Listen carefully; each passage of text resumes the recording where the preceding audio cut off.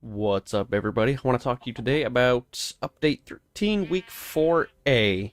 The very first thing they mentioned on the changelog is that they added a new scoreboard system. So I want to briefly mention that I recognize that, but I'm not going to go over it in this video because there's so much functionality with it and so many different commands and stuff. It's just really not worth your time or mine for me to try and describe all of them in this video where I have to cover everything. So if you want to check it out, check out the wiki page. It already has an article up with all the commands and stuff you can do with it. But it's really cool. It's going to be a really cool really cool tool for map makers and stuff. So let's get into some of the things they added. They made it so bone meal is a little bit worse now. Now each time you click it, it advances through a stage of life rather than growing it instantly. This sort of makes every piece of wheat wheat costs 7 bone meal instead of 1, which is a little too expensive if you ask me, but it makes trees still cost up 1 or 2. It was 2 before. Let's try that again. 1, 2. So maybe this one was sitting down for a while. Maybe that, passed its first stage or whatever.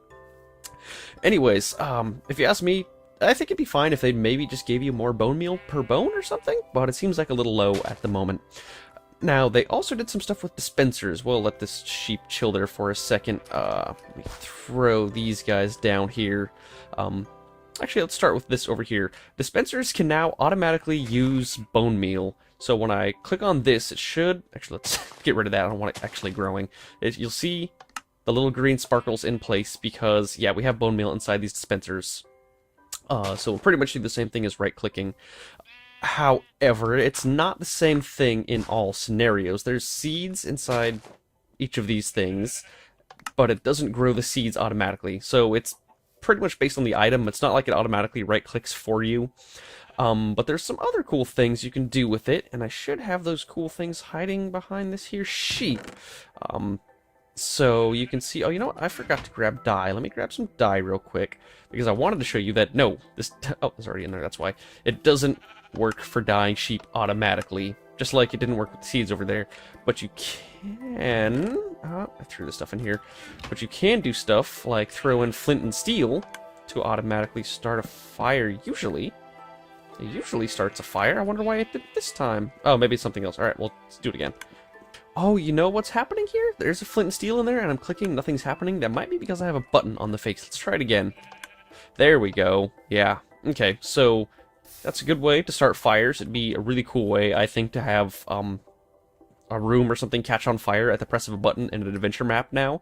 It's a fairly easy way of doing that rather than, putting lava down and waiting for it to expand. But you can also do it with TNT. It doesn't make the hissing sound, but you will see it blow. And that's a really cool function, I think. So that's right. So over here, you can also see that having a dispenser with armor inside of it, when you turn on the power, and I have this hooked up to a comparator here so that it automatically keeps firing. So what I'm going to do is get my inventory ready and look at my armor slots. If you're standing right next to it and you turn on the power, it automatically equips armor for you. So just save a little time. I really can't think of a possible function for that, but it's just a cool little feature. They also made it so dispensers can aim up, like you see here. So shooting up, and also the same thing with droppers, is they can aim up too, but you can see these arrows sitting around. There's nothing special you can do with that. And they also aim down. I've got, again, dispensers and droppers, but there's nothing in the dropper, just to show you that it can turn. The dispenser, however, has a bunch of TNT inside of it, so we'll see how this turns out. Next up, record blocks. They made it so that the number of the record corresponds to the output power of the comparator. So that doesn't make sense right now, but let me show you. Music disc 13 is the first one, cat is the second one, blocks is the third one. So we'll take these in order, and you will see that because it's the first one, it gives 1 redstone worth of charge. Cat now gives 2 redstone worth of charge, and what's this, far, I think? Oh, blocks. Blocks gives 3 because it's the third disc. So this is a cool way you could make it so whatever record someone puts in charges, and say you have to get one specific record, in this case, weight, one of the newer ones, only weight as a record will open that door back there, because it is the only one that charges 12 blocks of redstone. So that's a fun little way of... turn this off right now. fun little way of basically putting keys, with only certain keys opening doors and whatever level behind them. Again, fun for adventure map stuff. They've been going on this big adventure map kick lately.